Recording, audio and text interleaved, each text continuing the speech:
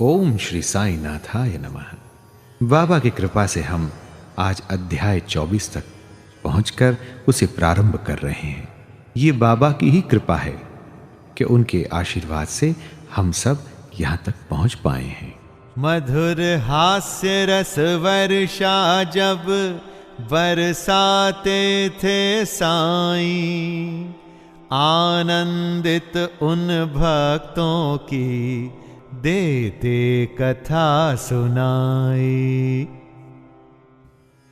इस अध्याय में श्री बाबा का हास्य विनोद, चने की लीला, सुदामा की कथा, अन्ना चिंचणीकर और मौसीबाई की कथा एवं बाबा की भक्त पारायणता का श्रवण करेंगे। प्रारंभ। अगले अध्याय में अमुक अमुक विषयों का वर्णन होगा। ऐसा कहना एक प्रकार का अहंकार ही है। जब तक अहंकार गुरु चरणों में अर्पित न कर दिया जाए तब तक सत्य स्वरूप की प्राप्ति संभव नहीं। यदि हम निराभिमान हो जाएं तो सफलता प्राप्त होना निश्चित ही है। श्री साईं बाबा की भक्ति करने से ऐहिक तथा आध्यात्मिक दोनों पदार्थों की प्राप्ति होती है और हम अपने मूल प्रकृति में स्थिरता प्राप्त कर शांति और सुख के अधिकारी बन जाते हैं। अतः मुमुक्षुओं को चाहिए कि वे आदर सहित श्री साईं बाबा की लीलाओं का श्रवण कर उनका मनन करें। यदि वे इसी प्रकार प्रयत्न करते रहेंगे तो उन्हें अपने जीवन ध्येय तथा परमानंद की सहज ही प्राप्ति हो जाएगी। प्रायः सभी लोगों को हास्य प्रिय होता है, परंतु स्वयं हास्य का पात्र कोई नहीं बनना चाहता। इस विषय में बाबा की पद्धति भी विचित्र थी।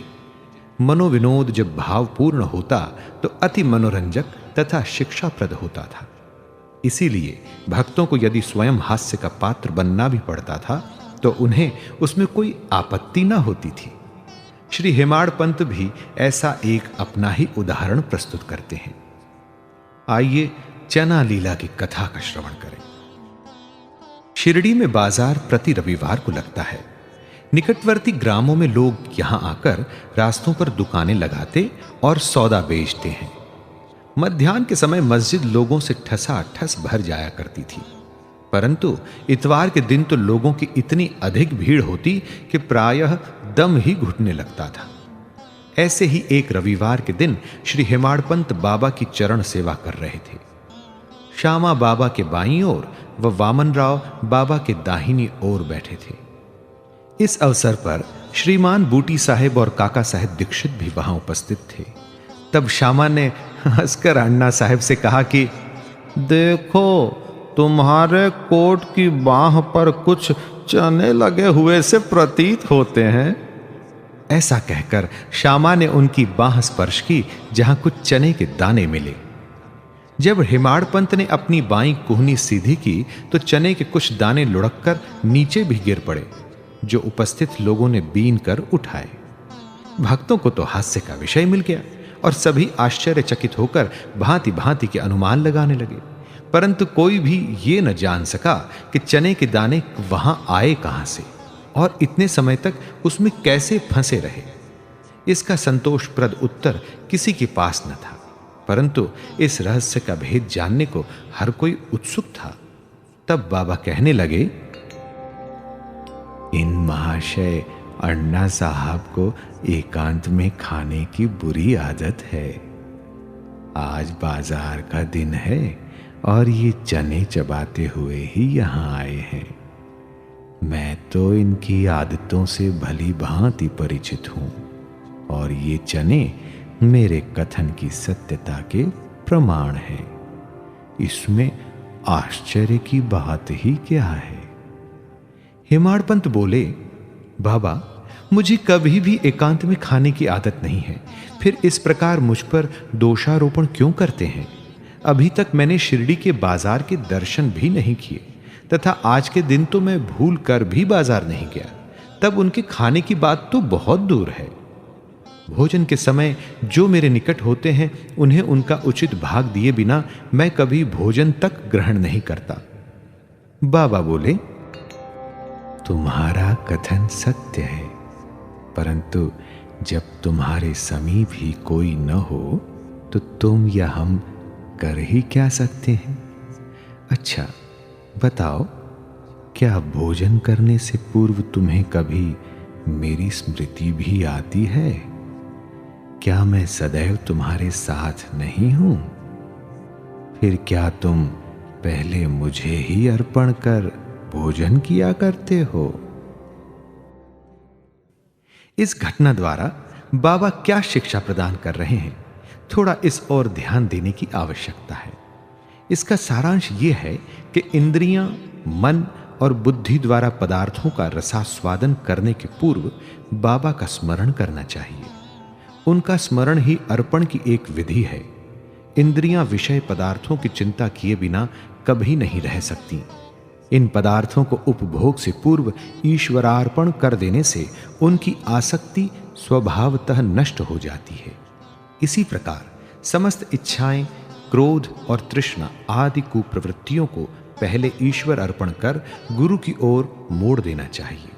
यदि इसका नित्याभ्यास किया जाए तो परमेश्वर तुम्हारी कुवृत्तियों के दमन में सहायक होंगे। विषय के रसास्वादन के पूर्व वहां बाबा की उपस्थिति का ध्यान अवश्य रखना चाहिए। तब विषय उपभोग के उपयुक्त है या नहीं, यह प्रश्न उपस्थित हो जाएगा और आचरण में सुधार होगा। इसके फलस्वरूप गुरु प्रेम में वृद्धि होकर शुद्ध ज्ञान की प्राप्ति होगी।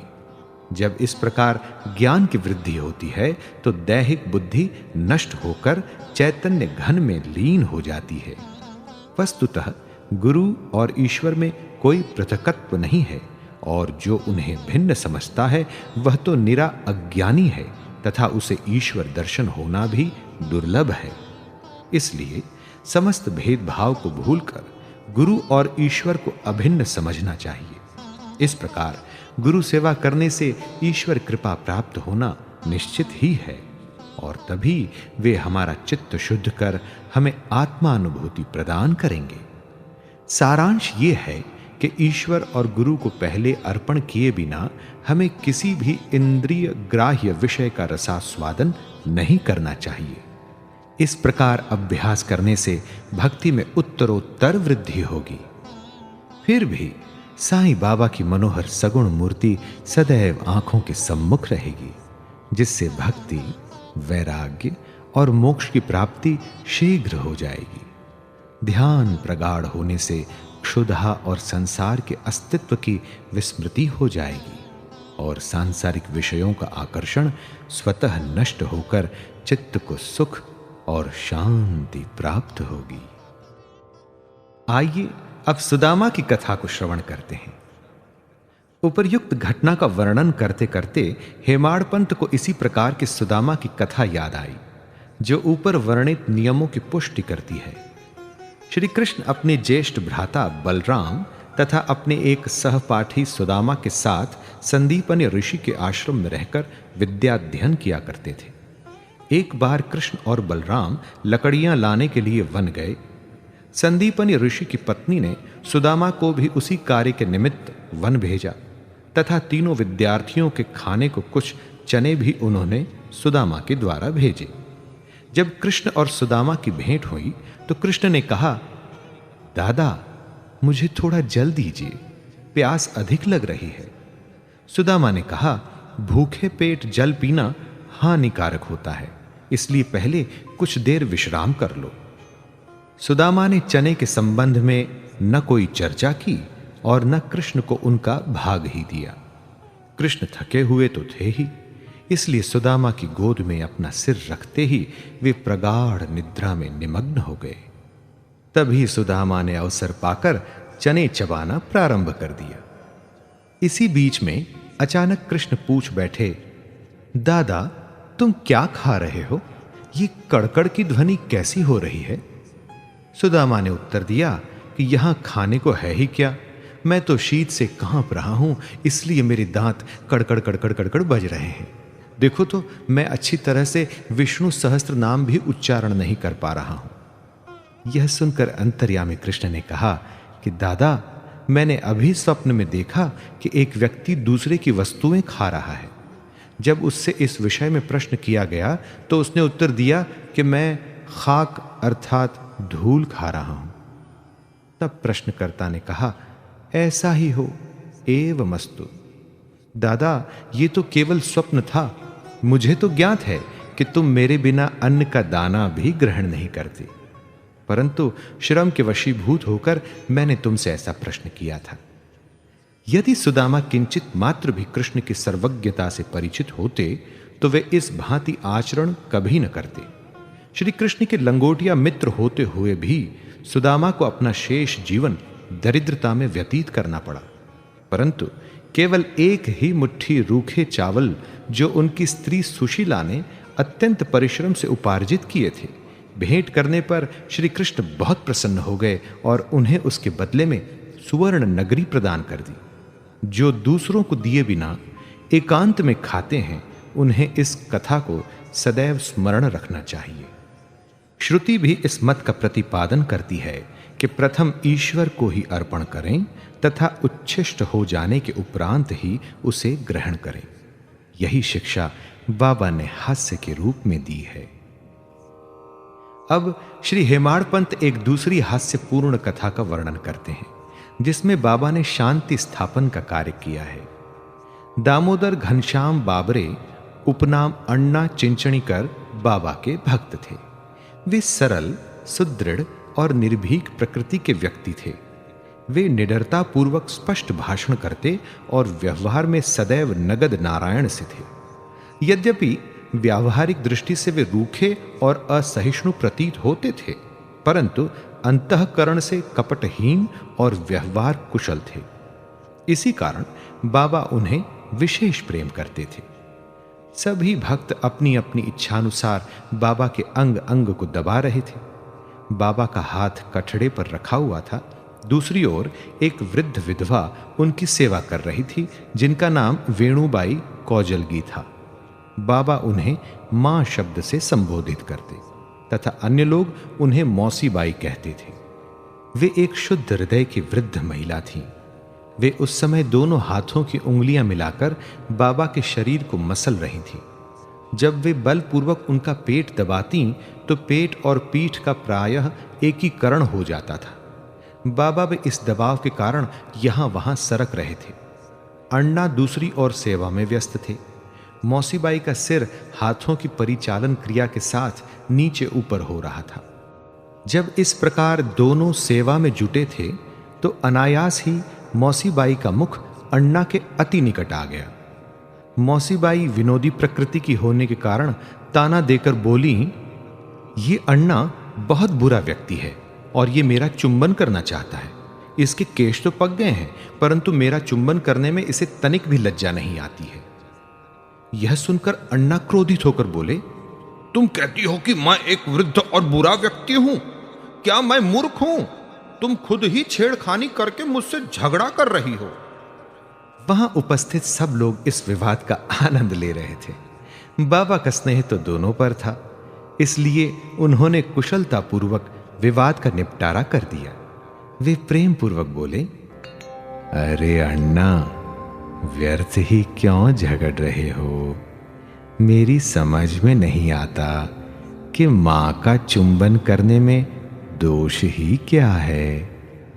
बाबा के शब्दों को सुनकर दोनों शांत हो गए और सब उपस्थित लोग जी भरकर ठहाका मारकर बाबा के विनोद का आनंद लेने लगे। आइए अब इसके बाद बाबा की भक्त पारायणता देखें। बाबा भक्तों को उनकी इच्छा अनुसार ही सेवा करने दिया करते थे और इस विषय में किसी प्रकार का हस्तक्षेप उन्हें सहन न था। एक अन्य अवसर पर मौसी बाई बाबा का पेट बलपूर्वक मसल रही थी, जिसे देखकर दर्शकगण व्यग्र होकर मौसी बाई से कहने लगे, मां, कृपा कर धीरे धीरे ही पेट दबाओ। इस प्रकार मसलने से तो बाबा की अंतड़ियां और नाड़ियां ही टूट जाएंगी। वे इतना कह भी न पाए थे कि बाबा अपने आसन से तुरंत उठ बैठे और अंगारे के समान लाल आंखें कर क्रोधित हो गए। साहस किसे था जो उन्हें रोके? उन्होंने दोनों हाथों से सटके का एक छोर पकड़ नाभि में लगाया और दूसरा छोर जमीन पर रखकर उसे पेट से धक्का देने लगे। सटका लगभग 2 या 3 फुट लंबा था। अब ऐसा प्रतीत होने लगा कि वह पेट में छिद्र कर प्रवेश कर जाएगा। लोग भयभीत हो उठे और अब पेट फटने ही वाला है, ऐसा सोचने लगे। बाबा अपने स्थान पर दृढ़ हो उसके अत्यंत समीप होते जा रहे थे और प्रतिक्षण पेट फटने की आशंका हो रही थी। सभी किंग कर्तव्य विमूढ़ हो रहे थे। वे आश्चर्यचकित और भयभीत हो ऐसे खड़े थे मानो गूंगों का समुदाय हो। यथार्थ में भक्तगण का संकेत मौसी बाई को केवल इतना ही था कि वे सहज रीति से सेवा शुश्रूषा करें। किसी की इच्छा बाबा को कष्ट पहुंचाने की न थी। भक्तों ने तो यह कार्य केवल सद्भावना से प्रेरित होकर ही किया था, परंतु बाबा तो अपने कार्य में किसी का हस्तक्षेप कण मात्र भी न होने देना चाहते थे। भक्तों को आश्चर्य हो रहा था कि शुभ भावना से प्रेरित कार्य दुर्गति में परिणत हो गया और वे केवल दर्शक बने रहने के अतिरिक्त कर ही क्या सकते थे। भाग्यवश बाबा का क्रोध शांत हो गया और सटका छोड़कर वे पुनः आसन पर विराजमान हो गए। इस घटना से भक्तों ने शिक्षा ग्रहण की कि अब दूसरों के कार्य में कभी भी हस्तक्षेप नहीं करेंगे और सबको उनकी इच्छा अनुसार ही बाबा की सेवा करने देंगे। केवल बाबा ही सेवा का मूल्य आंकने में समर्थ थे। श्री सद्गुरु साई नाथार्पणमस्तु। शुभम भवतु। साईं की सेवा करने का सबको है अधिकार। श्रद्धा से जो करो वो साईं को स्वीकार। अध्याय 24 संपूर्णम।